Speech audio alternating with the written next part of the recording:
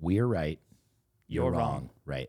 And I absolutely can't stand that because it creates a huge division in the Second Amendment community. Tacticon to a Procast episode. It doesn't matter because you're here and you're watching it. How great is that?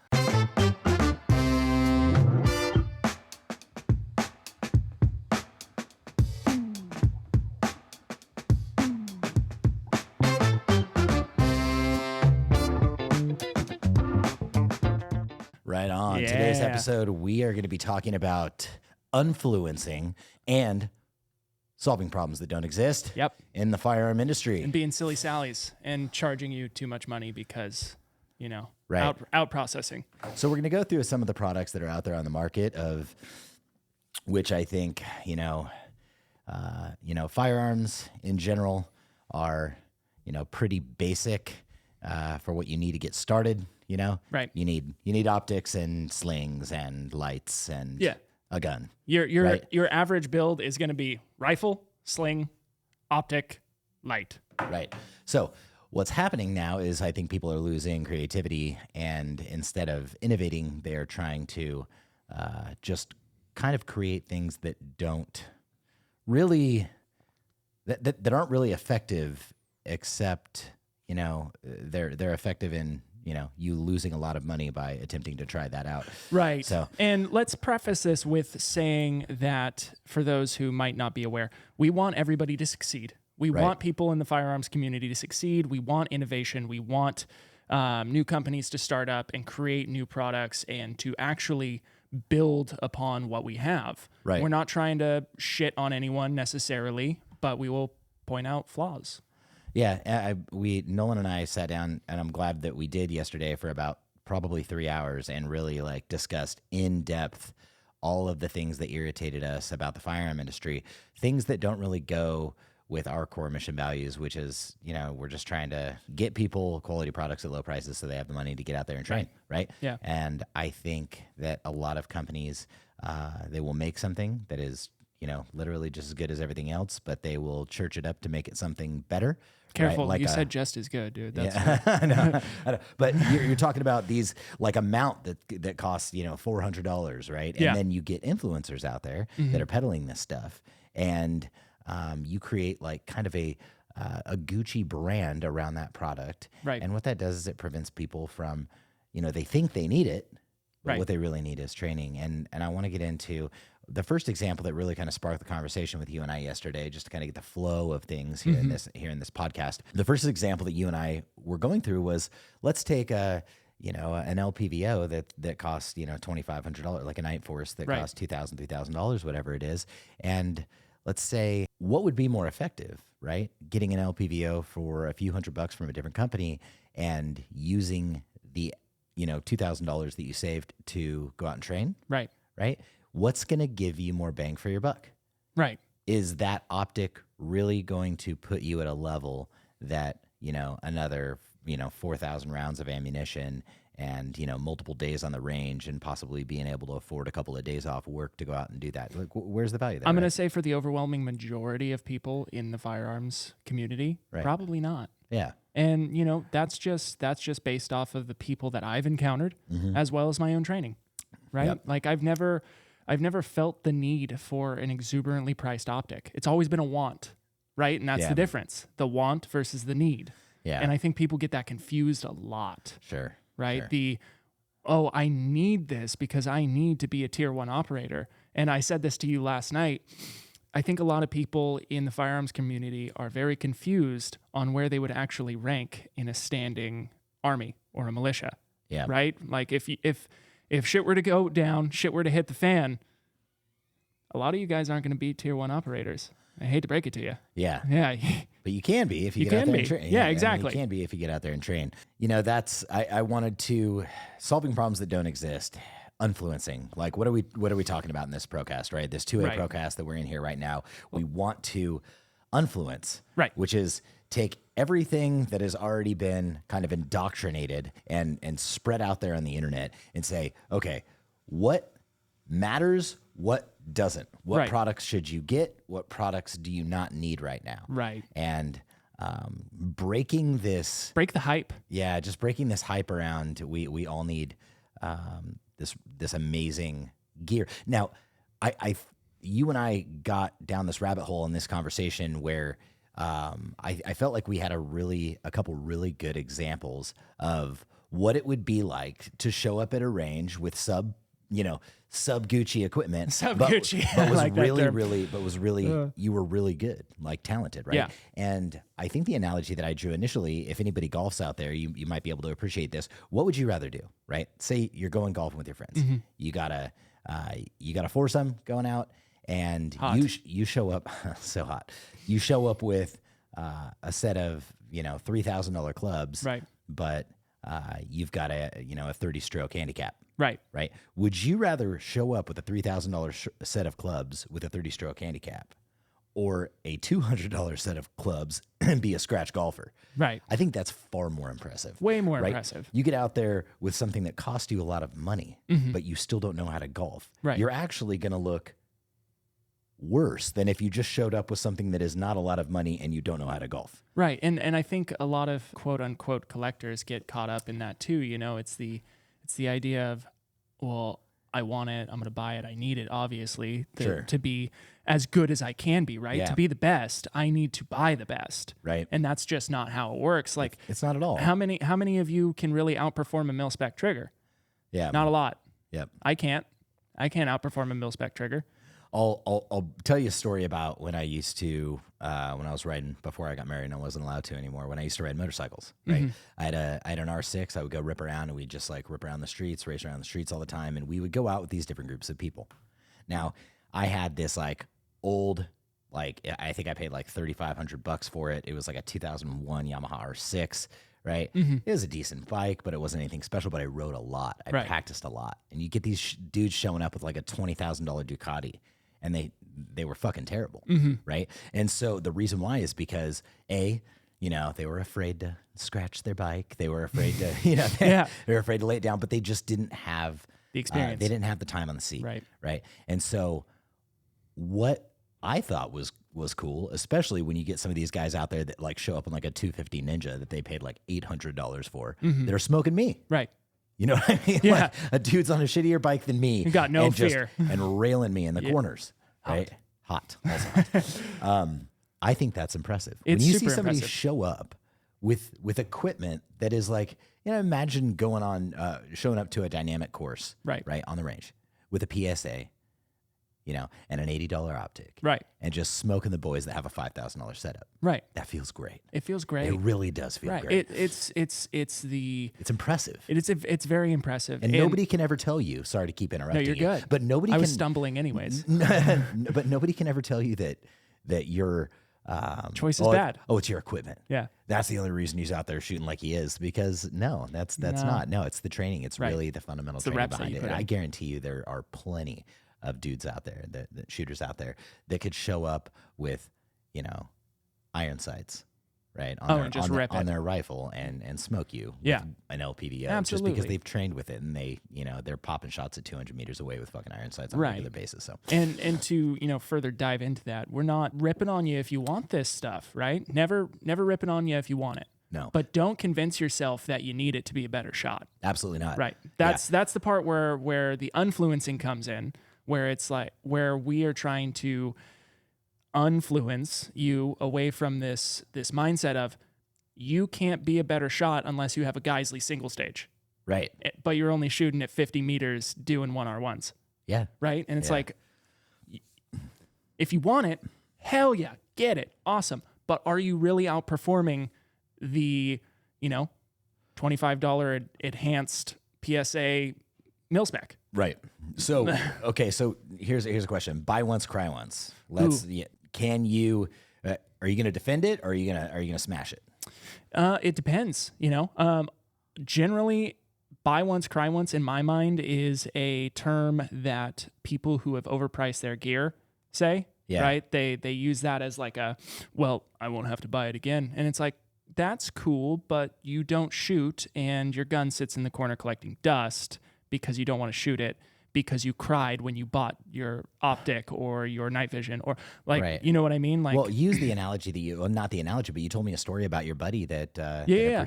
Go ahead with that. My buddy bought night vision, and he was like, obviously we're all stuck in how much night vision costs. Thanks, L3. Yeah. But he bought night vision, and it was one of those things where he's like, buy once, cry once, dude. I'm like, Bought the most okay. expensive shit out there. I'm like, okay, cool.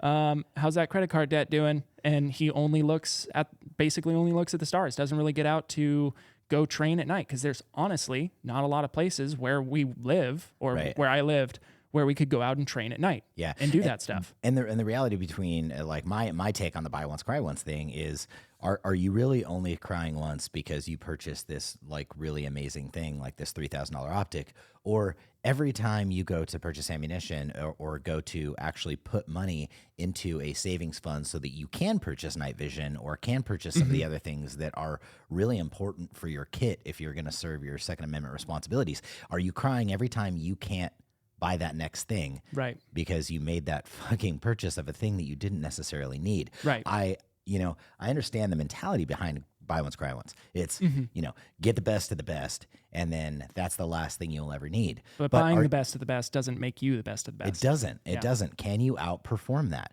And I'll go back to that analogy or that story that I told about the R6. Yeah. Right. That bike, I could never outride that bike. I've hopped on my buddy's R1 several times. Right. 400 more cc's, a lot more horsepower. That thing was way too much fucking power for me. Right. I could never outride my R6. Right. And so therefore I never bought another bike, because I was never in a corner going, I wish I had more. Right. And there's guys out there with that skill and ability that will outride that bike. Absolutely. I was not one of them. Correct. And there was nothing wrong with me turning around at one day when I got good enough and selling that bike, right? After putting some miles on it, and then going out and buying a better bike, because you can also do that. Right. Just because you buy a lower tier piece of kit, right? Maybe you're buying, steel armor and it's a little bit heavier, and you wanted to go to lighter armor because you're running more dynamic ranges, and it would lighten itself up. Do you think that you can't turn around and sell that armor in a secondary marketplace? Do you think you can't gift that to a friend or a family member that might need that? There's always something to do with the kit that you already bought. And the piano analogy was really good for that too. Right. You start playing piano, right? For all you people out there, let's say you start playing piano. Do you go out and buy a $200,000 grand piano so you can start learning Mary Had a Little Lamb? Yeah, buy once, cry once. Yeah, buy once, cry once, right? You're learning the piano, go buy that $200,000 grand. No, you start out with a keyboard, right? Might be a couple $100, might be $1,000, who knows, right? But you work your level up to that. Sure. Right? And it's the idea that you can defend it in some ways, like you said, but also you can break it down in another. Yeah. Right. And I really like when I go to make a purchase for anything, and I'm looking through the different options that I have and the different price points. I'm saying, okay, thing A cost $100. Right. Thing B cost $500. Is this thing B going to make me 5 times faster? Right. 5 times better? Not, is it 5 times better? Does it make me 5 times better? And so here's a good example of that. You can get, I think, LTC makes this level 4 armor that's 5 pounds for special operators, and it's like $4,000 for a set of 2 plates, right? Lit. Okay. So let's say we're taking their armor, and then you take our 6-pound armor, which you can get a couple of plates level for like fours? $500. Level 4s, same thing, right? Okay. Level 4 here, level 4 there. So we're adding a total 2 pounds per plate? You're adding 1 pound per plate. Oh, okay. Gotcha. Okay. So do the special ops guys need that? Probably. Absolutely, Yeah, absolutely. right? Yeah. They definitely need that. Yeah, because they're up you shave 36 a pound hours. Off. Correct. Yeah. You're up 36 hours running operations. Like that pound makes a big difference. But for you, not saying that I am vehemently against saying you're just a civilian, you don't need that. Right. Because know this before I get going, that We I are do the not fucking I do militia. not think that. We are the militia, Yeah. and as far as I'm concerned, I should be allowed to have Black Hawk helicopters, Apache helicopters. Yeah, so I want long an as I know how to Abrams. train them. Right. Yeah, Abrams tank, right? So if I were to make a purchase that's $4,000 as opposed to the $500 level 4, which is only a pound more, right? Is that thing is that extra $3,500 that I spent on that plate, is that, now that I've spent 8 times more, is it going to provide 8 times more value for me? Right. Are you going to be 8 times faster? Am I going to be able to stay out at the range 8 times longer? Is your stamina going to last 8 times longer? Right, because I've spent 8 times the amount of money. If the answer is no, then the way I execute my decisions in my purchasing processes is I will say, well, the answer is no, so I'm going to get this. right? Because it is not a 1-to-1 ratio for every dollar that I spend. You're getting incremental value up that ladder. Right. And it's just really not necessary. Right. It's So, breaking it down to percentages. Sure. Right. You buy an optic, right? If the optic is now, let's say you buy $100 optic, $100 optic to iron sights is going to be easily 10 times better. Right. Right. Of course. Obviously. You buy a $200 optic. Right. Is that going to make you 10 times better? Yeah. Right. Yeah. And Exactly. it's like, okay, well, where are we going to start breaking this down? And especially, what's going to get me more value? So let's look at the opportunity cost of the money spent, right? If we go into simple economics about, and I'm not telling anybody how to buy anything. I'm just walking people through my process. Right. Let's all talk about like the way that we should, the way that I at least make my financial buying decisions. So if I've got $3,500 left on the table because I bought plates that were $3,500 less, using this as an extreme example, Right. what am I going to get out of that $3,500? Well, I could buy knots. You could go buy a set of knots. Okay, Yeah. so or a nod. A nod. A nod.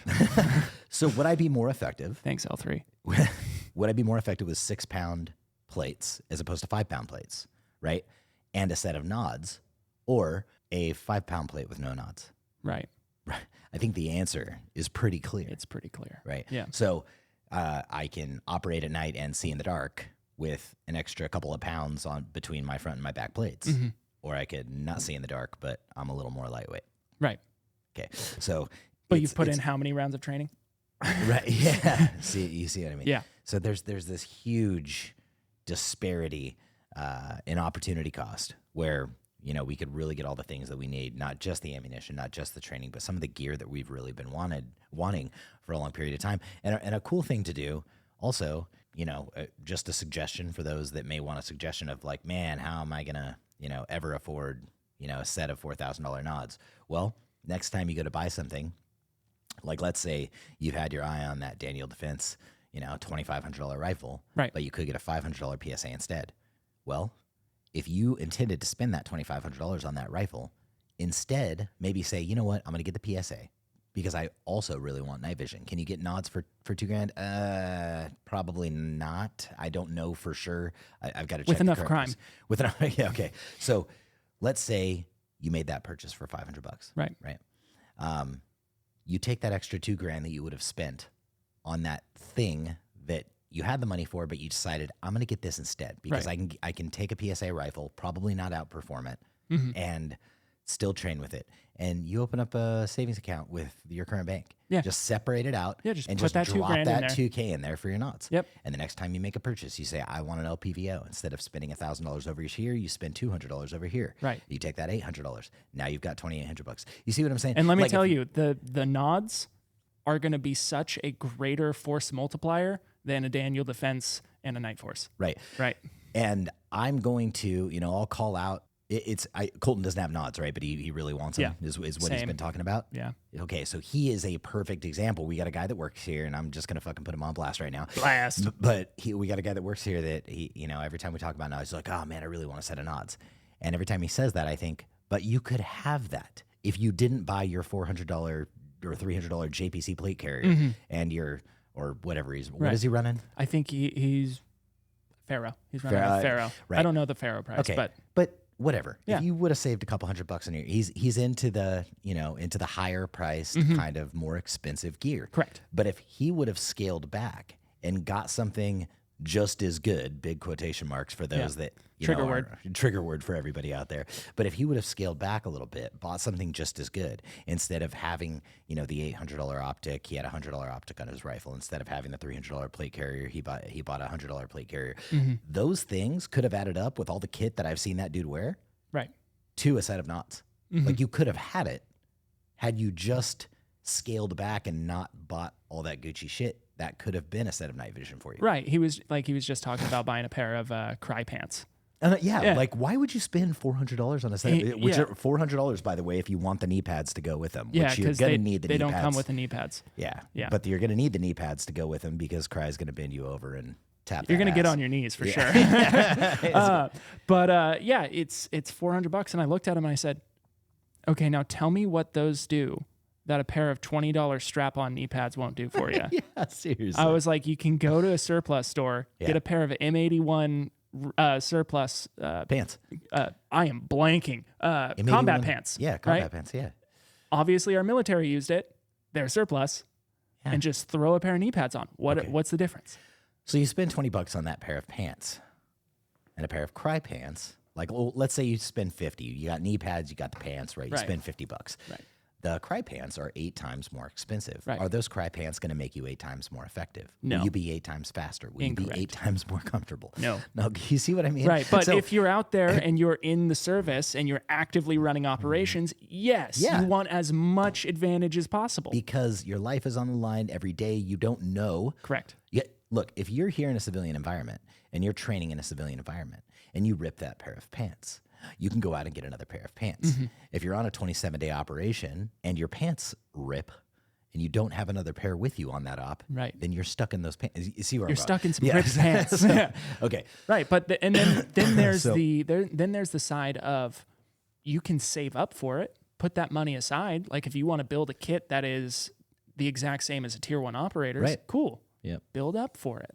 But you don't have to dive into this hype of my first rifle has to be a $5,000 rifle and I need to buy nods right now. And no, yeah, and and going back to the pants again, reiterating the point: $350 saved on pants, $350 goes into the account for you to save for nods. Exactly. Now let's move on to solving problems that don't exist, so we don't get yelled at. Yes, absolutely. Solving problems that don't exist. I think we both know number 1 on the list for solving problems that don't exist. Yes. And again, I want to reiterate that we want companies to succeed. We want companies to innovate. So internet, go ahead and suck on that. Yep. But scope switch. Let's talk about it. LPVO stroker. Yep. The handrail stroker. The good old handrail stroker. Yeah, that's been getting pushed around social media quite a bit. Yeah. And so thoughts on that? Thoughts. Well, the first thing that comes to mind is a Hop video. Hop. I don't know what his full name is on YouTube, but he's Hop from TFB TV. Okay. He had a little video where the scope switch broke. Right, and they're stroking it back and forth, and it's slipping on the ring, and that's the first thing that comes up. And then I watched their torture test video, and they're throwing it around, they're breaking the rifle, and they're like, look, it still works. And then I think to myself, okay, that's neat. Maybe I might like to try that. And then I go to the website and I see that your LPVO mount with a little pulley lever is $600. Yeah. And then I really begin to question, because I look at this item and I go, does it give me $600 worth of improvement? Yeah. Is going like this, stroking it back, skinning it back to be able to take a magnified shot, $600 more of an improvement than going up, switch, back. Right. And I didn't want to rip into it too hard, but then I started watching some reviews. I started watching some people who were very unbiased about it, and they were saying, it's cool, it's a neat idea, but I find myself, when I bring it back, just getting a new, my typical firing grip. Right. To stabilize. You still have to bring your hand back and then purchase the front end of the rifle and make that purchase on the front end of the rifle so that you can stabilize your rifle. So your hand is still, it's moving back, but it's not staying back. Right. And you could keep it back. Could. But you're going to be not as stable. And then I examine it further, and I'm looking at videos where they have an offset red dot with their LPVO. And then that makes me really think, why aren't you just using the one times on your offset? That's the point of it. That's the purpose of having an offset optic. Sure. And then having your LPVO at a higher magnification. Yeah. Yeah, if you're running an offset red dot, then your LPVO should probably not be set at 1x. Correct. Yeah. Yeah. It should be set at 4x or 6x or whatever the highest power magnification is, at least to start. And if you need to scale that back because the threat's at 200 instead of 500 meters or something, then you could just pop down a couple mags. Right. And generally, on average, I would understand for if you were only running an LPVO. Right. I would understand it to an extent, except for the fact that you're generally going to be running your LPVO at 1 power, and anything between, 0 to about 200 meters, you can still hit with 1 power. Correct. And anything from about 150 on, I feel like you have enough time to reach up and crank that bad boy over to magnify in. Well, typically anytime you have a threat at distance, you get more time. Right. I mean, that's just a simple equation, right? And you can as the justify this threats- because you've been in combat. Yeah, I've had time to operate the T&E on the gun truck that I was on for the Mark 19. If I saw a muzzle flash, had it, be it 700 meters away, I knew I had lots of time because they probably weren't going to hit me, but I had plenty of time to move the T&E around and then adjust my leaf sights and then walk some 40 mic rounds into the muzzle flash until I didn't see muzzle flash anymore. Done deal, right? So super easy. Yeah. So, and I look at it and it takes up so much rail space. The biggest distance, the more distance that you create between you and your target, I just want to reiterate that the more time you have, and it creates this, that is why they're solving a problem that doesn't exist, because I'm going out to further magnification to address a threat that is further away. Why do I have to be a millisecond faster at that when I have plenty of time to set up for my shot? Right. And then, you can examine it again and we take it back to the military aspect. Could the military or police forces potentially need that millisecond? Sure, maybe. But do they also need, especially like when you're talking about, okay, you're out on an operation, you're relying on this optic. Now you've got an extra piece of mechanics that is involved with adjusting your magnification. You're introducing a higher propensity to malfunction. Another failure point. Yeah, it's another failure point. Right. Instead of keeping it simple, reducing the amount of failure points, you are now introducing A new failure point. a new failure point. Well, I mean, that was the entire argument about striker fired pistols, right?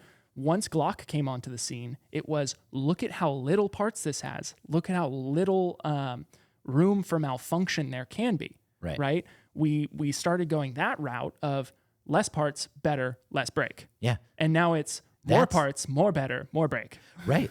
Like, what? What happened to the innovation? Glock was innovation. Correct. It genuinely, love Glock or hate Glock, they innovated the polymer striker fired handgun. And it was, they were, I believe, first to market on that. HK. HK was first with a polymer, but Glock brought it home. Are you sure? Positivo. Okay. Yeah, they made the first polymer handgun, but then Glock really came in and was like, hey, this the shit. Okay. All right. Yeah, I'd have to look more into that. I want to believe you. I will check after the podcast. Fair. But anyways, yeah, Glock came in, they innovated. The only reason I don't trust you is because you're an HK fanboy.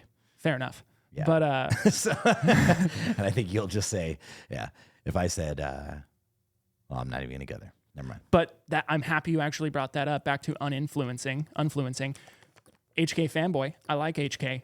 They're expensive, right? My HK VP9 does absolutely nothing that a Glock 19 does. Right. There is no difference. But the price tag, I think, is an extra like $600. $300-$400. Yeah. You train a lot. Right. Subtle differences in the grip, or the way a firearm feels, or the way, your just the recoil management of it, all the things that are the nuances inside that firearm matter to you because you train enough to where you can tell the difference between those things. Right. Right. And you get, we talked about this yesterday. You get a layman going into like a wine tasting room. Remember the example that we talked about? Correct. You take two of the exact same glasses of wine, right? You put it in front of somebody. You tell them this one is coming out of a $2,000 bottle. This one's coming out of a $20 bottle. Which one one's do better? you like? Which one's better? Yeah. And then they taste it. And this was an actual study that was done. They tasted the expensive wine, which was the same as the cheap wine. They're the same wine. They're the same both wines. Glasses. Yep. And they were like, oh, the expensive one because X, Y, and Z. The But floral they're tasting notes. the exact same wine. Because It's the power of the mind. It's the power of the mind. It's that perceived value. Right. It's the perception of what you think you're getting. And I think what you find in the influencer market is when they're charging these insane prices, influencers love to pick this shit up because it solves a problem that doesn't exist, but it's a novelty, right? It's new and it's ooh, look what this can do. Why though? Why? They never ask the fucking question why. Why? They're like, look, I can stroke the, I I can stroke the hand grip on my rifle and change the magnification, but why? Why? Why do you need to do that? Right. They're not digging deeper.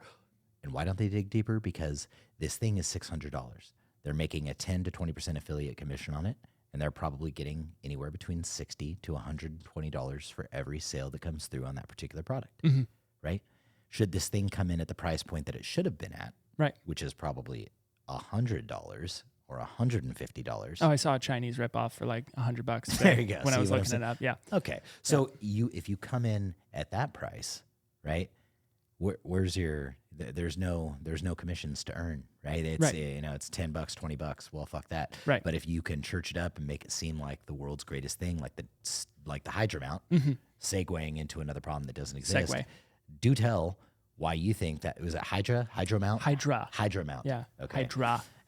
Essentially All hail allowing Hydra. you to mount your red dot up higher while mounting your pec just below that and still maintaining some rail space underneath. And it was meant for the shorty boys. Right. Can I actually bring something up real quick before we get into that? I read this on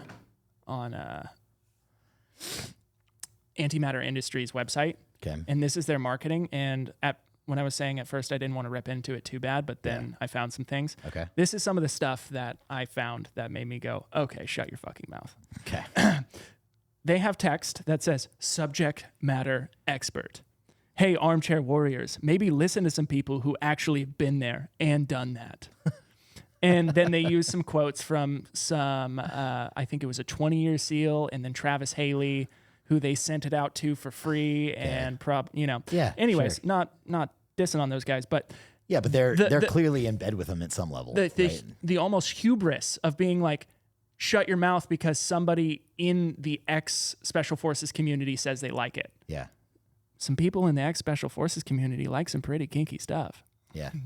They like some weird shit. So don't base your life off that. And then the Antimatter Industries, hashtag not for FUDs. Antimatter Industry, hashtag not for FUDs. Nice. Well, that's fantastic. Completely excluding anybody that's never been a fucking Navy SEAL or served in the military. Well, I just don't like how they're like, hey, you don't get to have any say whatsoever because X person said they liked it. We're right.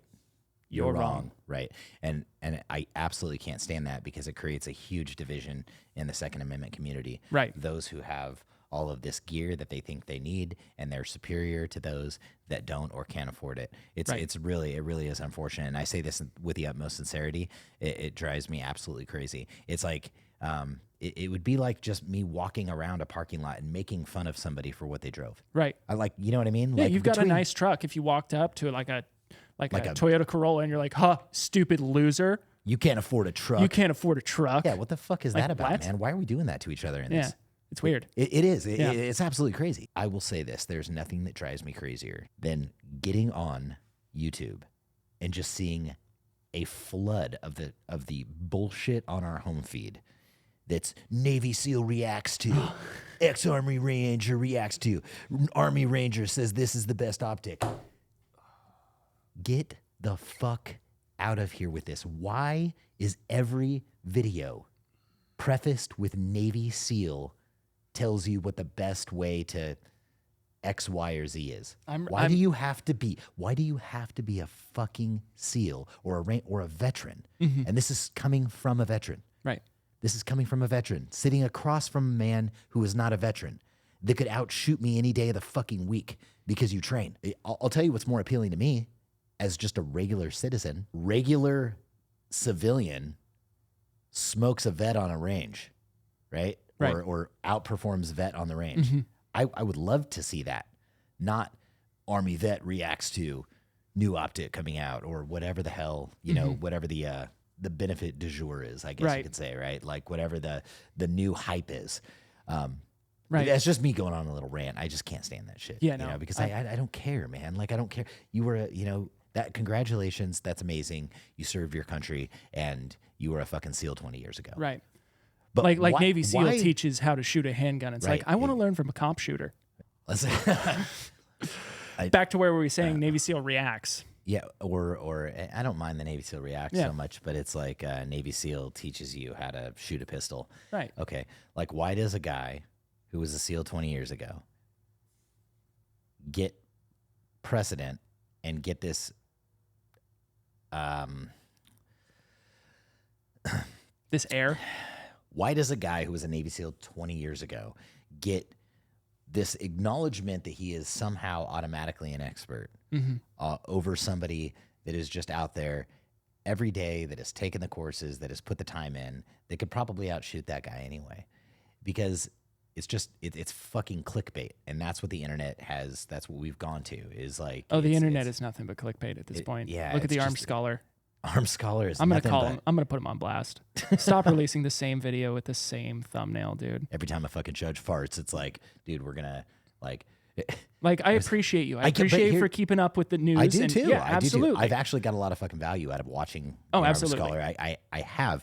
But the thing that's happening Fucking recently clickbait that titles. is driving me crazy about him is that he will say things that get me all jacked up, like suppressors are now legal in the United States or whatever his And it's clickbait like title- Biden reaching for a suppressor, and it's Yeah. like, we win. we win. Suppressors are now legal for Yeah. everybody without a tax stamp. And then you click on it, it's like Illinois Only. filed a lawsuit about not being able to purchase suppressors, and we'll see where it goes. And Right. I'm It's like they that filed a does- lawsuit. Like, that is one fucking state. That is one fucking state that could potentially have some success in this, which has nothing to do with the entire nation Right. being able to void out the NFA and that bullshit tax stamp that comes along with owning a suppressor. So why are we having this conversation? Why did I just waste that 17 minutes of my fucking life? The amount of huge win videos that I've clicked on, Huge win. hoping that I'm going to get some valuable information. Yeah. Well, here's Disheartening. Well, the greatest thing about that pattern of like bullshit clickbait titles that we see is he can post the huge win, and a judge farts somewhere, and then when that stay is overturned or whatever, it's huge loss. Right. Right. And all he's doing is saying, hey, that thing they filed, it didn't go anywhere. didn't go through. So they kind of undid the thing they filed. Right. And so it's this huge loss for this thing that was never a huge win in the fucking first place. And now I've lost like 34 minutes of my life because both of those 17-minute videos. It's like, yeah, but it's, shame on me for like continuing to click. But when you see things that are so important to you, Right. that are like, wait, Like no more NFA. NFA repealed. I know that the NFA hasn't been repealed. Like, I know that it hasn't been repealed, but I have to click on it. I have to. I have to. You son of a Because bitch. what if it is? Just Yeah, what if it what is? if you're about to tell me something that I don't know? Yeah. Yeah. And then after, like, I think it's like the first like 18 minutes of like ads on, Blackout Coffee and like all this shit that I don't need, and like some All their sponsors. I want to mention my sponsors, and instead of just mentioning them, Grantham does a good job of like Primary Arm, shout out, you got some really good optics, blah blah blah, and then AAC, back to the yeah. show. Yeah. Right? This dude will talk for like 3.5 minutes about like this coffee, which, dude, it's fucking coffee. Yeah. Like, and speaking of which, like, do we really need another fucking Rifle Coffee Company? Another We'll get to that. Second Amendment We'll get to that. fucking coffee company? Can we We'll knock, get to that. Can we knock that shit off right now? Fuck it, I'm starting Tacticon Coffee. Tacticon Coffee. Dude, it's happening. But except, hear me out. Tact Coffee. Tactic Coffee, Blackout Roast, and then here, we're going to take Kirkland brand coffee, we're going to rebag it, and then we're going to bump the price up an exuberant amount. So we'll be like every other fucking coffee company out there. Sweet. Sweet. Well, Yeah. Hey, instead of like paying like 2 to 3 times as much for tactical coffee, you could take that money And buy a set of nods. and buy a set of nods and actually be more fucking tactical. And Matt, isn't that crazy how it Crazy. works? Because I'm pretty sure that Black Rifle Coffee won't let you see in the dark. I don't know though. I think if you drink enough, you'll die, and then you might see in the dark because you're a ghost. See what you did there. Right. It's an interesting path you took on that. I don't know where I got to that, but yeah, I yeah, did. but- And Can we just look? Black Rifle Coffee is cool. I really like their. Yeah, we're not hating. I like their mission, right? The mission is we hire a bunch of fucking vets. We support the Second Amendment. We fucking donate to the FPC. Hell yeah. I'm down with all that. Fucking A. But what they did was, and they're great. Okay, like let's not roast. I know. Pun where- intended. Right. Let's not roast Black Rifle Coffee Company because the mission behind what they do is fucking excellent, and I do appreciate them, and they do have excellent quality content, and that's not me what's it called? Simping on Black Rifle Coffee, because what they did was they like pioneered. Let's cuddle, Matt Best. They they literally pioneered like, how can we take like something that everybody loves, which is coffee, and something that like half of the country loves, which is guns. the Second Amendment and guns, right? And then combine those things to really create awareness around the Second Amendment. I dig it. Right. But then I know where to take this. Okay. I know where to take this. It's these companies that create an item, then link it to the Second Amendment, and then say, oh, we're also veterans, and then charge you more than what you would averagely cost. And a good example of this is everybody knows Gucci, the company Gucci. Heard that. They make clothing. Sure, maybe they make nice clothing. Yep. I've been in Gucci stores; they're not that nice. You're fooling yourself. I wear all Gucci when I'm not on camera. Right. Gucci underpants. I don't Gucci want pants. everybody to see me wearing Right. it. Yeah. Go ahead. I'm telling you right now, this Bella Canvas shirt is just as comfortable as a Gucci t-shirt. 100%. You have Gucci. Everybody knows it. You have Bella Canvas, like I just mentioned, or you have a Kirkland. Shout out to Kirkland, for reals. We're bringing them up so often. I know, Kirkland. But a Kirkland t-shirt. They do fundamentally the same thing, and you're going to get more use out of that Kirkland t-shirt because it costs less and you care less about it. Right. It's the same idea of you have a product, you have a flashlight, Yeah. but then you throw a Picatinny rail mount on it and you say it's used by the best of the best, and all of a sudden that $60 flashlight becomes a $360 flashlight. Yes. Boom. Yeah. Or you have a Navy SEAL reviews tactical flashlights. right. You Right? could And now you've got a $400 flashlight. right. You could buy a motor mount, right? Maybe what, $100? Yeah. Huge piece of steel had to be machined, $100. Yep. But you buy a machined piece of aluminum, and all of a sudden that's $600. Yep. It's cheaper to manufacture. Yep. It's cheaper to work on than steel. Yep. And I lost my train of thought. But Nice. it's these companies that are taking ABC product, XYZ, whatever it is, throwing a 2A stamp on it Yep. and charging a huge amount. Yeah, that's one thing that we discussed like in detail when we were talking about when we did the flashlight video review, just the comparison between, our battle torch and then like a Surefire, right? Which is, we talked about that a lot in the video because it was this mentality that the second a pick rail goes on it, like you said, it automatically gets this, I call it like a firearm tax, right? Mm-hmm. It's like, imagine getting a gas cap from Pep Boys for your vehicle. Right. Right. But imagine getting a gas cap for like a Lamborghini. It's like gas caps. Why don't you talk about that for our gas cap? Gas caps are incredibly expensive. Look, okay, so here's what we're gonna do. I'm going to tell you guys something, and I didn't want to talk about this because I fucked up one time. I'm a douchebag, and I decided that I wanted a Ferrari. But hey, I will give you this, and we preface with this. Yes. It's okay to want things. It's okay to want things. It's okay to want things. Okay, listen. I am not sitting here saying like, oh, I bought a Ferrari. What I'm telling you is I bought a Ferrari and it was a fucking terrible decision, and I've since sold it. The reason why it was I had a lot of fun in it. Right. I had a blast in it. But the reality is what I should have bought was like a fucking Mustang GT or something. Sick. Because I could not outdrive that car. I couldn't even get close. You couldn't even go over a speed bump. I didn't know what snap oversteer was, right? Which is when you have a mid-engine vehicle and you take a corner too fast and you fucking like literally end up facing the other fucking direction. Ask me how I know. I almost killed myself in that fucking thing. Yikes. Right? I think I was driving just as fast when I was in high school and I had an 87 IROC Camaro, right? That, that Joe Dirt fucking Hell yeah. T-tops off Camaro. It's got a Hemi. Right. So the reason why I tell you is because, yes, I wanted it. Did I need it?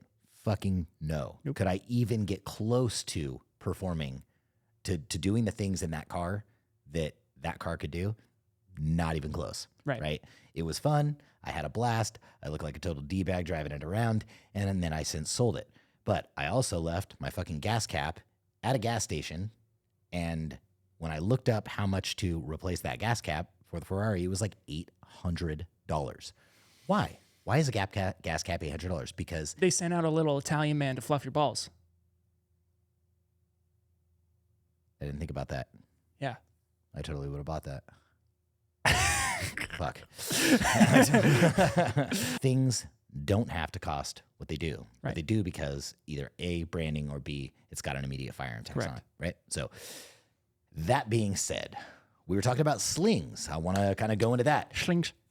You can go get a piece of rope for, I don't know, a couple of bucks, right? Yeah. And you could tie it to one end of your rifle and then tie it to the other end of your rifle. And you Essentially a sling. technically have a sling. Correct. Okay. But would spending the additional, $20, $30 $20, $30 for an adjustable sling that was actually a sling for a rifle be $20 to $30 more effective for you? Can we change our battle sling to actually a sling? Well, I don't know what you're talking about. Rebrand it. Instead of it's the Battle Sling Elite, it's the actual sling. It's the actual sling? Yeah, it's an actual sling. Sling actual? Yeah. And we show a comparison. Move away from your rope sling to an actual sling. Nice. Nice. I like, so doing that comparison that we were talking about towards the beginning of the podcast is, will you get that extra $20 worth of value out of the actual sling opposed to a rope? 100%. 100% yes. Yep.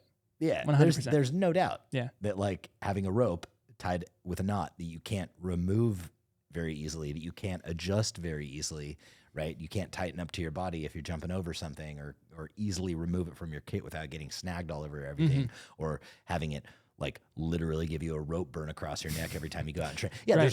the $25 value is there. So There. should you get a rope? No, you should get a fucking sling. Right. Right. But going back to that, it's like, but the $25 sling that you can get, let's say $30 sling from us, and then $125 sling from somebody else, can you justify that extra $100? Right. Are you 5 times better with your rifle? Is it 5 times more comfortable? Is it 5 times more comfortable?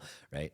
So these are the questions that we ask ourselves when we go down that. And speaking of which, I'm all over the fucking place right now. But you said something. You and me both. You said actual. Yeah. And that is something like, I know we've talked about this before, but I'm pretty sure, I haven't seen Navy SEAL out processing in the military, but I'm pretty sure right when you get done with like your medical out processing, We talked and then about you this do last podcast. I know we did, but I gotta say it. And then you're done with your financial out processing. They put you in this little booth, and they're like, "Okay, well, what's your name gonna be?" And you're like, "Oh, I'm just gonna be, Jake Dines." And they're like, "No, you have to be Jake Dines actual. Actual." Yeah. Oh, okay, right. And this is this series of things that you have to go through, and starting your YouTube channel, and making your YouTube Navy SEAL reacts video, and fucking like veteran reacts. I want to go off on a little tirade of that real quick, of the of content and content creators, because I feel like this all ties in with unfluencing. It right? does. And I was recently on the YouTubes perusing for some content, and what I noticed is there's just no more original content. And it's sad because you have 15 people doing the exact same content. 15 is a small number. A huge number of people doing the exact same content. Yeah. And repurposing the content. Yep. And it's frustrating because content should be an art form. It shouldn't be a time waster. Yeah. Right? Sure, you can use it as a time filler. Maybe you're at the dentist. Maybe you're waiting for an appointment, whatever, and you want to watch some stuff. But at least the purpose that I'm on there is to create art, right? Obviously to advertise the brand and things like that, but it is to create art out of it. It's not to just, I saw, can you shoot this caliber out of this bullet? Well, I'm going to do it now.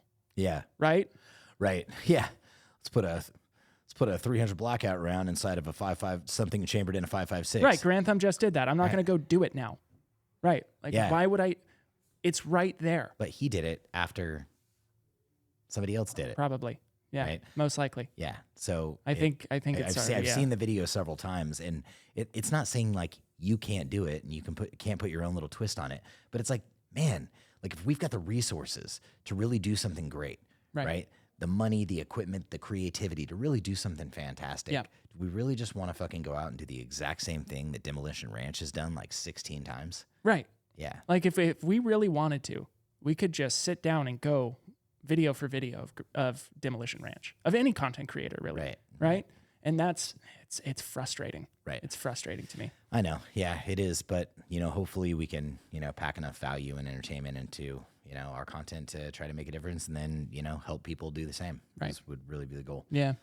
And I'm probably hypocritical by saying it's all the same, because I'm sure I produced something that's extremely similar to something else. But okay, say la vie. Talk about something super unique is, like Brandon Herrera did his 50 cal AK-47 build, Right. his AK-50. Yeah. Nobody doing that. That was super unique. Right. That was a long, arduous process for him to make those builds. Win AK-50. Yeah, right. So it is, that's something it's creative, it's unique, it's different.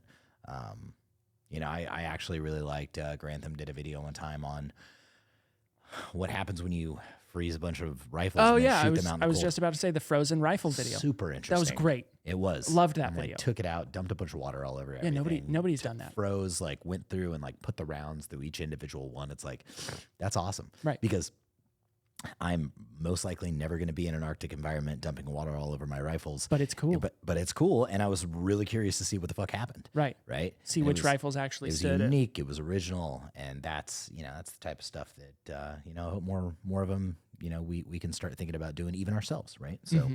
Well, this falls into the problem of we've adapted to a point where it's just content.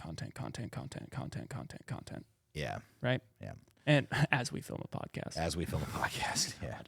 Damn it. But I think do you want to talk about going back to some of the equipment and the gear? Yes, the absolutely. Hydra mount? The Hydra mount. Back to the Hydra mount. And there's a reason I brought out this little rattler.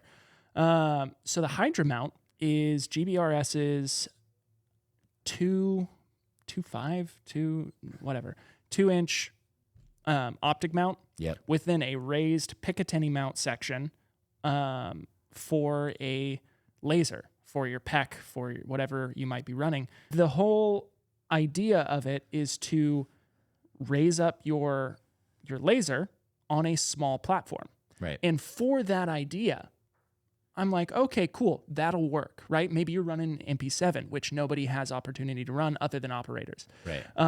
Or maybe you have a little, I think it's a B&T PDW. Okay. Cool.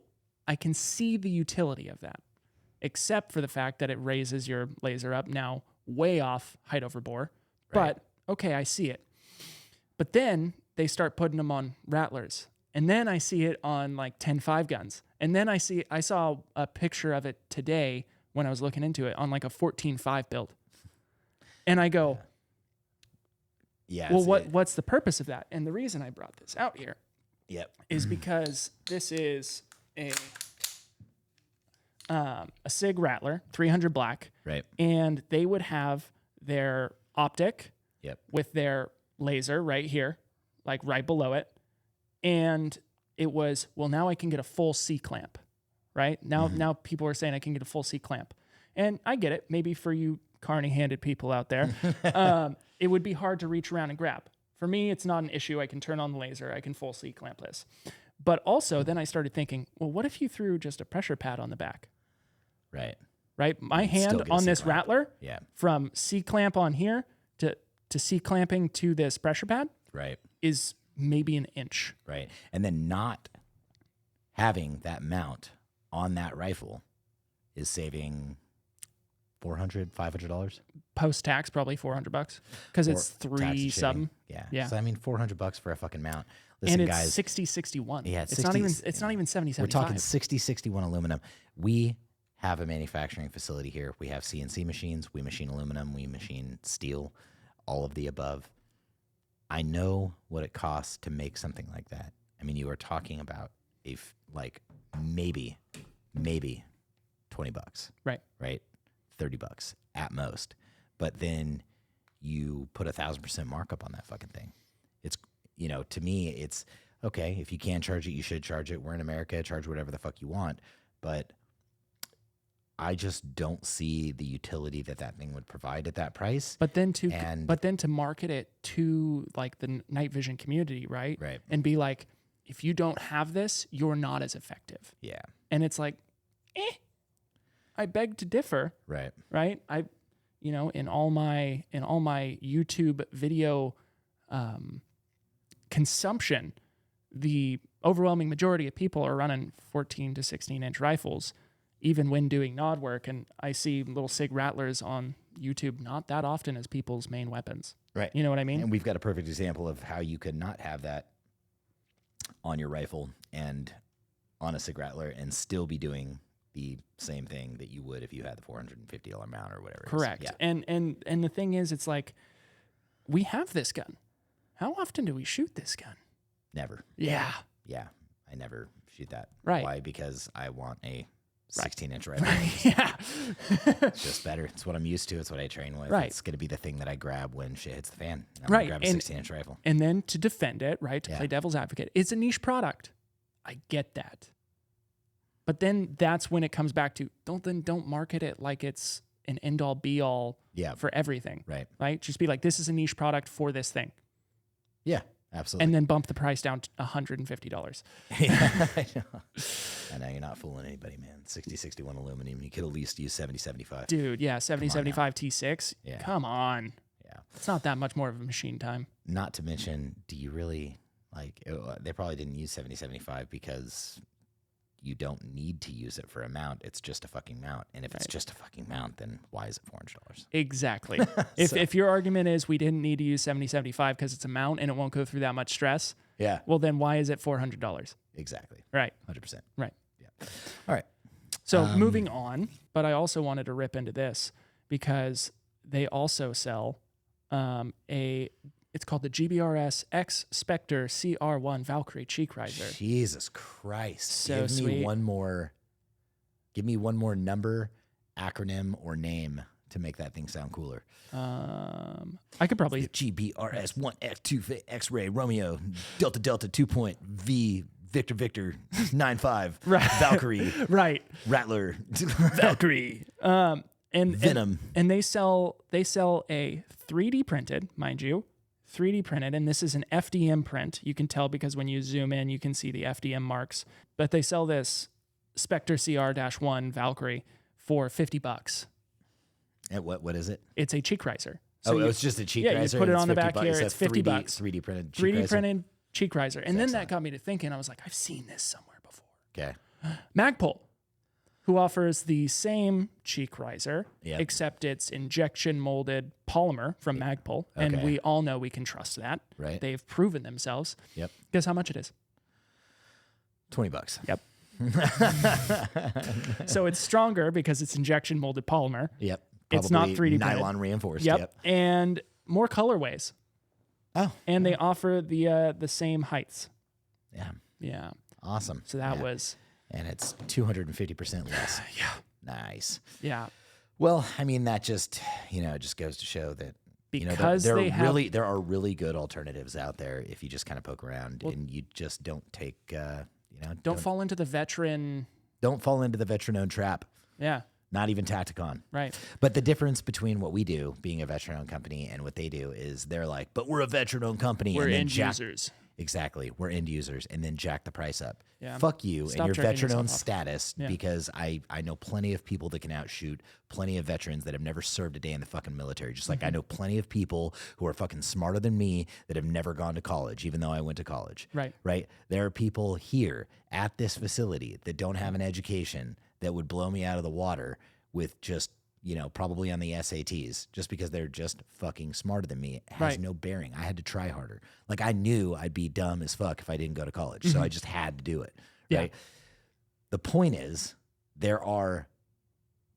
you cannot, I use veteran owned to market the company, not so I could jack up my prices, but so that I can establish trust. Right. Right. So that people can see it and be like, oh, like, he served his country, maybe he'll serve us. Right. And it just kind of like builds that. It's just another layer of rapport between Absolutely. a customer who's never heard of the brand, and then maybe hopefully we can trust them. Right. Joke's on you. No, I'm just kidding. You can't trust us. Get fucked. No, absolutely. But we don't use it to jack the prices up. So that being said, it drives me fucking crazy when people do that, and dudes that offer.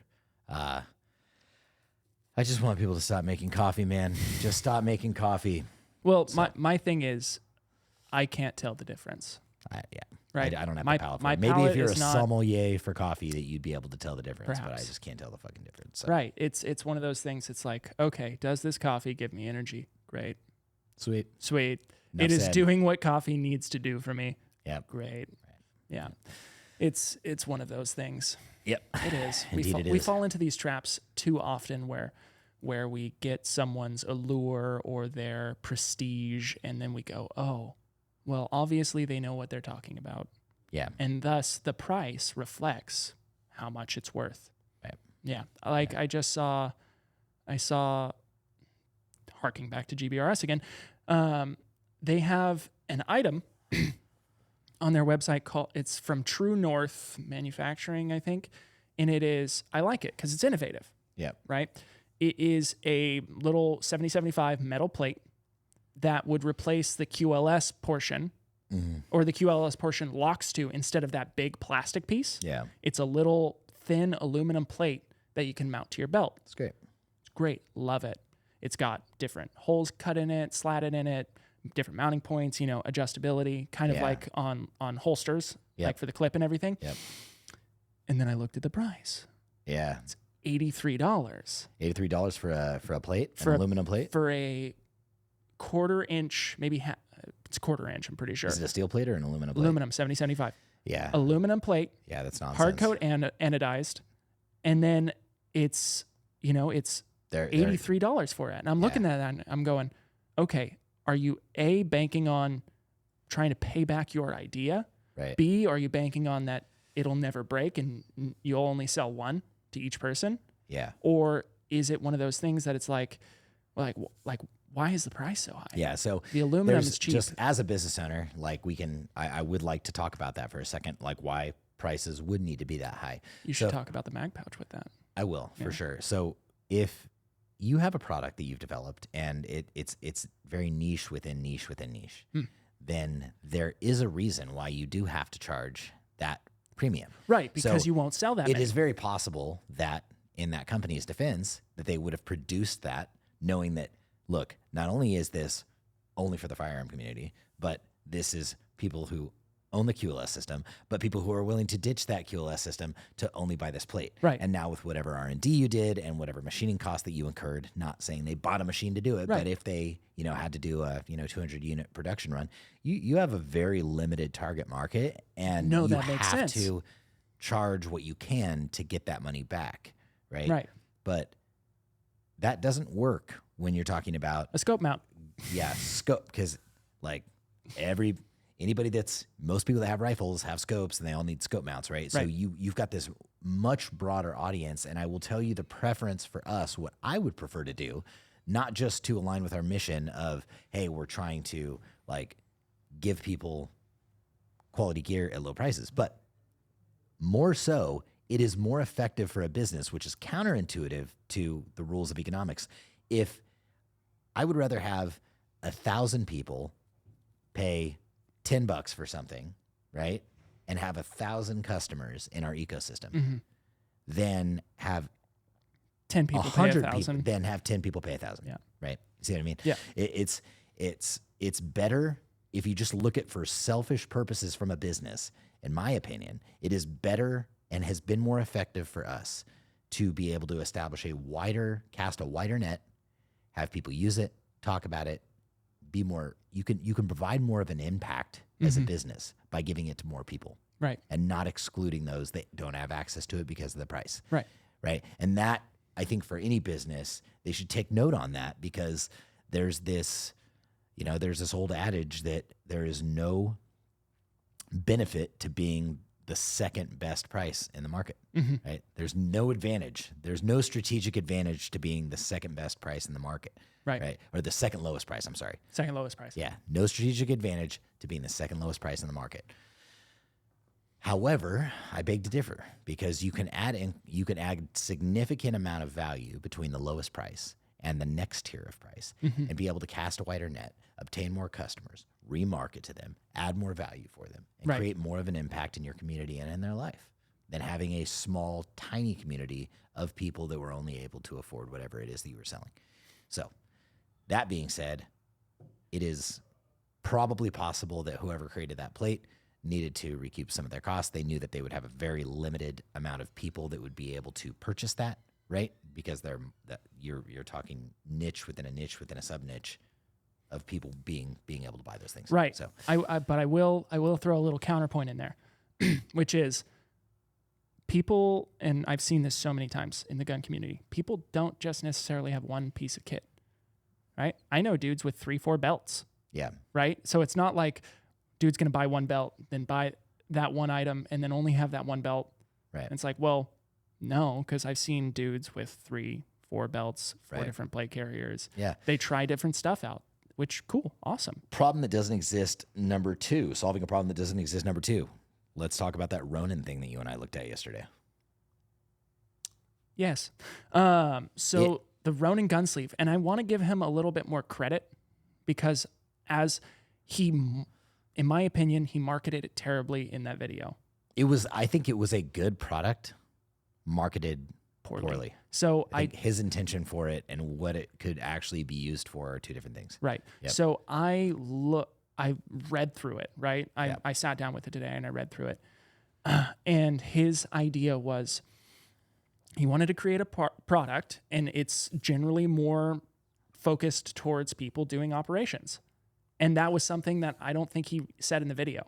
Right. Right. And so it's so he can put that Molly gear on his belt and hide it during operations. Let's talk about what it is. So we'll hopefully have screencasted I'll put it up. Yeah. over this on the video, but I want to tell you what it is. They're these little sleeves that can weave onto a battle belt or onto your regular belt. So any belt that you have that is just your regular civilian belt, It's a little Molly. you can actually put these little Molly attachments on there and then weave it into your pants. And then you have these Molly attachments on your civilian pants as you just walk around the neighborhood. Right. The issue is, like, why the fuck wouldn't I just wear a battle belt at that point? Because it's overt. Like, you're not hiding anything. There's nothing discreet about you having a regular belt on with a bunch of Molly attachments. Right. Why don't you just put your fucking battle belt on? Right. I didn't understand that. I felt like that was, unless he just did a really bad job at relaying why I would need, which he did. He did a terrible job at relaying why I would need to have something like that. He was like, look, just because you can do something doesn't mean you should fucking do something, right? It's let's get to the purpose of why. So you weave this into your belt, which takes a little while, and then you have to weave your belt onto your pants, which takes even longer because now you've got all these different Molly attachments onto your regular belt. And then what? Then you go to work? Right. Do you take a walk? Like, what are you doing with all that shit on your belt? Right. Right. And that's where I'm getting to, like, the people, like he was talking, like you could weave radio pouches and you can weave all this stuff to your belt. Sure. And he wanted something that when he was doing operations that he could keep more low profile. And it's like, sure, okay, you're marketing towards that. Then it has almost zero civilian sector, because people who are doing operations like that, like in the civilian sector, maybe it's security, maybe it's stuff like that, they're just wearing overt stuff. Yeah. Like they're just wearing their radios on their belts. Why would you need anything more low profile when you already, how could it be more low profile when you're putting all the same attachments onto your belt that you would have on a battle belt? Right. It's the same profile. Right. The belt itself, maybe, I guess, is a little thinner and it's going through your actual belt loops, but you're talking about an interior belt and then an exterior belt and a battle belt. Right. It's just, to me, it was like the exact same thing. And, you know, they're $30 a piece. They're $30 for each one of those little sleeves. And I know how much it costs to make those. Right. They'd be like a few dollars each. And it didn't make any sense to me. Yeah. Not to mention the belt itself, like the battle belt that he sells. Oh, Jesus Christ. well, it was it's not $200 belt. It's not just him. It's GBRS. It's a bunch of different people. They're selling these $200 battle belts. It's ridiculous. And that's where we want to influence people to look. If you want it, that's fine. Go get it. That's totally okay. I'm not bashing anybody that like wants to purchase that stuff, right? If I had an endless supply of money, I would probably also just go out and frivolously purchase any of that shit too. I think, because why not? I think the best point to get across with this, sorry to interrupt you, is it's not that we're saying to not buy it. It's that we're saying we're upset with people charging that much for it. Yeah. Right? Yeah. Well, I'm not upset with people charging that much for it. I'm not even mad at that. I don't care that they've made it and charged that much for it. There's one more layer to that. It's when you make it, you charge that much for it. And then you tell everybody that that is the only fucking thing that matters, that this is the one. This is the last belt you'll need. This is the only way. don't fuck with those other belts because they're not as good. That is bullshit. And you're lying to a customer base that is going to put them further behind in their training and further behind in their accessibility to gear because you're making false claims and you're using your clout as a veteran or a Navy SEAL or whatever bullshit du jour that you've decided to fucking conjure up to sell that. And you're telling people that if you don't have this, then you're doing it wrong. Right. And you got to have this. And you got to have it. And I know because I'm a SEAL. Because I'm Jake Dine's actual. Right? Because I'm fucking Jake Dine's actual. Jake Dine's actual. So that's what I have a problem with. I don't mind people making the stuff and charging a lot for the stuff because it's fucking America and you do whatever the fuck you want in this country. Okay, you're right. I just don't like stop telling people that they have to have it and making people feel bad when they don't. Right. You know? Right. And we make it worse as a community of Second Amendment members. We make it way worse when we shit on people for the gear that they're running. And nobody does a better job at that. Nobody does a better job at that than fucking Lucas at TRX Arms. Yeah, he kind of does shit on you for... He'll shit on you because you don't have the, you know what I mean? Like when you go through that process that he talked about of, you know, how to set up affordable or budget night vision. And then you're telling people to get a fucking $300, $400 bump helmet from OpsCore. Right. That is not affordable, dude. Well, like you can get $100 bump helmet, right? Yeah. And you could use that extra $300 towards the night vision. Right. And why does it need to be an OpsCore bump helmet? One of the things that frustrated me recently watching one of his videos was he was talking about a PSA rifle. And first off, don't you talk bad about my PSA. Yeah. But he was talking bad about it by saying like, sure, this will work as a training rifle. Yeah. But don't think of this as a battle rifle or duty weapon.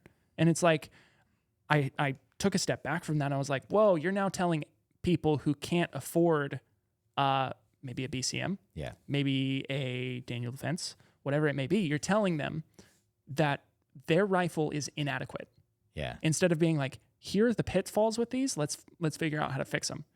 Yeah. Right. Like maybe, I don't know, I need to test it, but maybe the buffer spring can be replaced and it'll add this much more reliability. Right. Yeah. Yeah. Shitting on people because that's all they could afford. Right. Well, I don't know. As far as I'm concerned, like I would shut off and stop listening at that point. Like if I owned a PSA rifle, or I'd be like, well, fuck, now I've got to go sell this or go spend the money that I don't have to get something better. Because when you're in a position and you command that type of respect and authority that he has, he's got a lot of followers. People listen to him.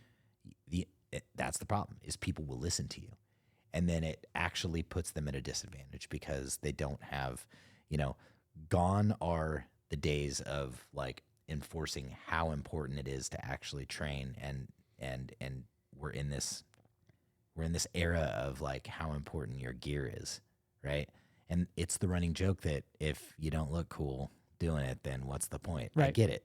But we've got to remind ourselves that that's a fucking joke. Well, the looking cool part is doing it good. The looking cool part is doing it good. Yeah, it really is. Yeah. It really is. If you're not looking good doing it, right? Yeah. And it's not the gear you got on, it's how gangster you are at doing it. That's very true. Yeah.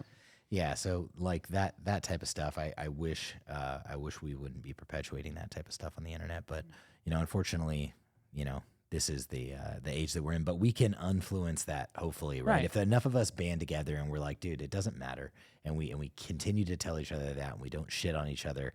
I don't pull up to a fucking Toyota Tacoma in a large truck and say, couldn't afford a tiny little truck, and that guy will probably look back at me and be like, I've got 400,000 miles on this, and it's still probably worth more than your truck, but Tacoma gang.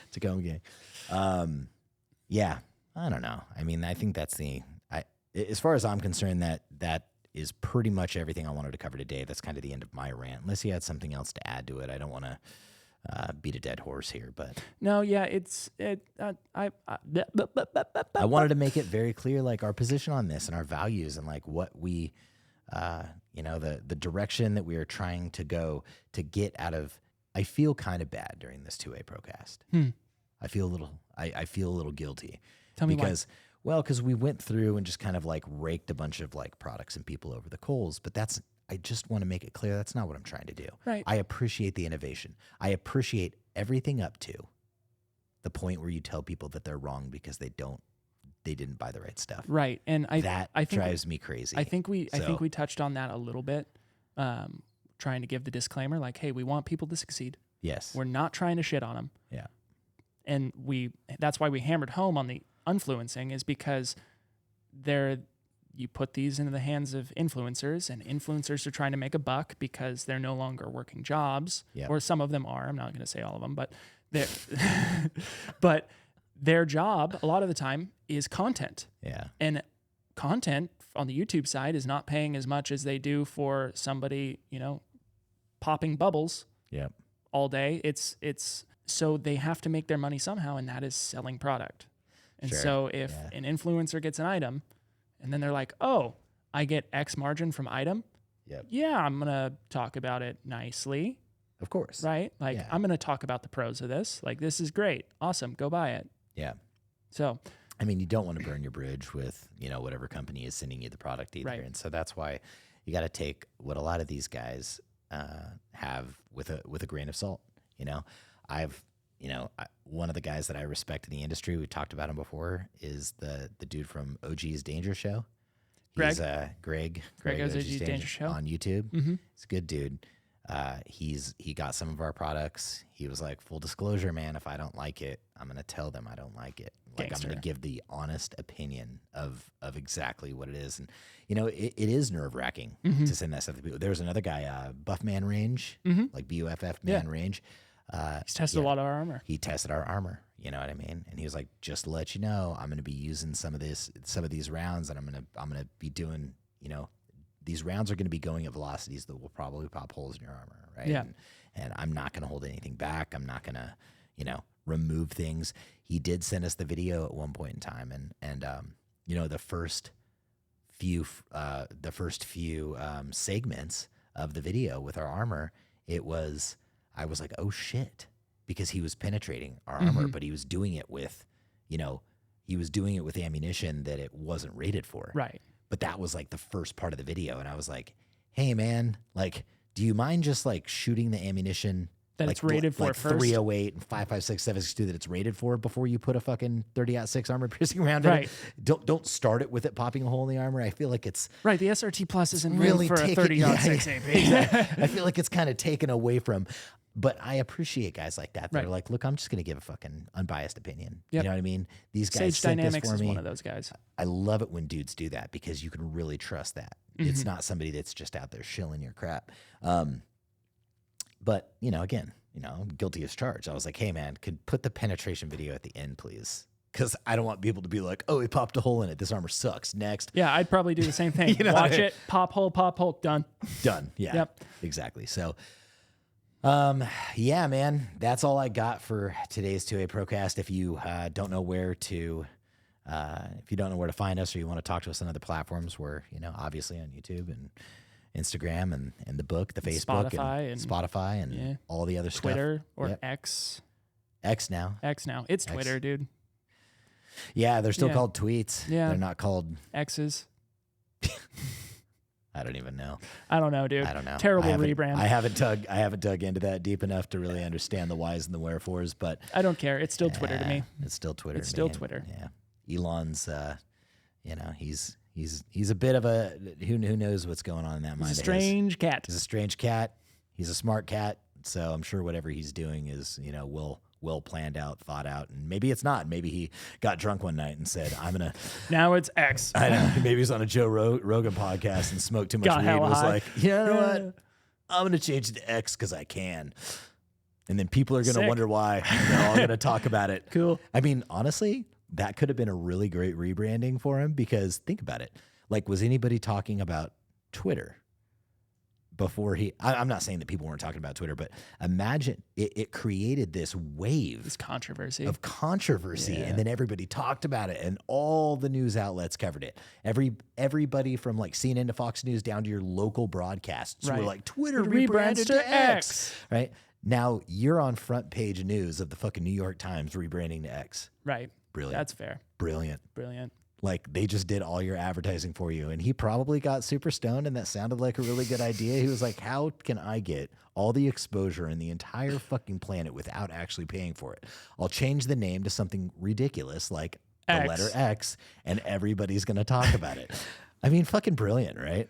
It is. Yeah, great. Now everybody's talking. We're talking about it. Right. Yeah. Right now. With our massive following. Aussie, our huge audience. Our huge audience. Yeah. Our amazing audience. And thank you guys for being out there. You know what's really cool about not having like this crazy like $5 million person following, and the fact that we only have like a 5-figure following and very, very humble following, if you will. So we're very intimate. Dude, fuck, it is. It's intimate. Yeah. We can interact with people. We got that Facebook group going, you know, shameless plug. Go to 2A Pro on Facebook. Links in the description of this video.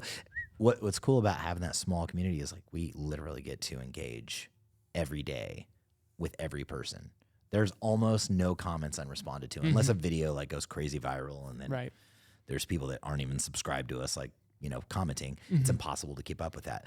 But what's really cool is like we know personally a lot of people who are in our community, right? Yeah. Of either in the Facebook group or like customers. It's fucking great. Like I love talking to customers. I'm almost a little nervous when we get too big, when we start getting larger. Yeah. I'm afraid that like a lot of the guys that have been supporting us along the way. I think with our mentality real quick, I want to go back to that. I just want to stop you right there. We are never going to get too big. I think we are like the shit that we say is so controversial, and the firearm industry like continue. Not only are we getting throttled by the powers that be, like YouTube and Instagram, and hard like facts.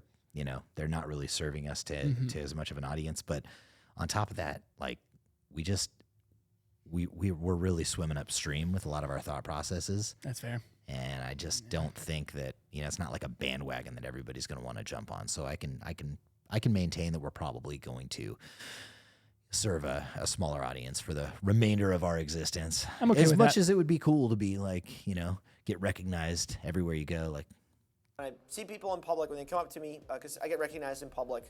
Like, you know who, but so I get recognized. I get recognized. I get recognized. Can you throw that video? Can you throw that up on this? That in. I get recognized. I get recognized. Well, what were you saying? I was just saying, like, I'm a little afraid that our boys that have been supporting us for a long time will get lost in the comments, and I won't be able to find them. No, we know who they are. We know who they are, and we will search for you continuously. Yeah, I see who they are. Like you could see the same guys popping up all the time. You recognize those the screen name, the handles. You can recognize the handles, and you're like, dude, this guy comments all the time. I'm definitely gonna respond to that. Absolutely. Maybe send him a dick pic or something. It's kind of cool. So I'll send him my toes. Oh, little feet pics. Little feet pics. Yeah. Nice. All right. Well, with that, court is adjourned. Thank you for watching 2A Procast. It was a good show. Thanks for bearing with us. I bid thee a quiff.